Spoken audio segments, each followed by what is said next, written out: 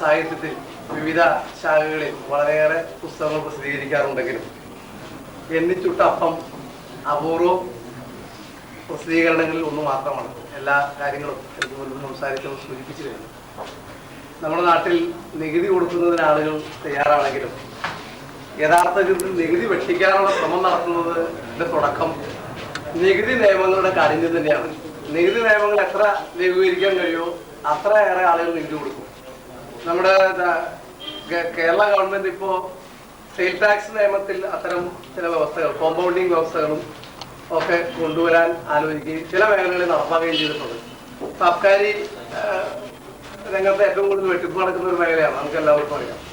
അവിടെ കോമ്പൗണ്ടിങ് വ്യവസ്ഥ കൊണ്ടുവന്നിട്ടുണ്ട്. 20% കിസ്റ്റ് എമൗണ്ട് 20% കൊടുത്ത് ചാര രംഗത്ത് കോമ്പൗണ്ട് ചെയ്യാൻ കഴിയും. അതുപോലെ അത് കൂടുതൽ മേഖലകളിലേക്ക് വ്യാപിപ്പിക്കണമെന്നാണ് ഗവൺമെന്റ് ആലോചിക്കുന്നത്. ടാക്സേഷൻ ഇൻസ്റ്റിറ്റ്യൂട്ടിന്റെ ശുപാർശകൾ ആ രീതിയിലുള്ളതാണ്. നമ്മുടെ സംസ്ഥാനത്ത്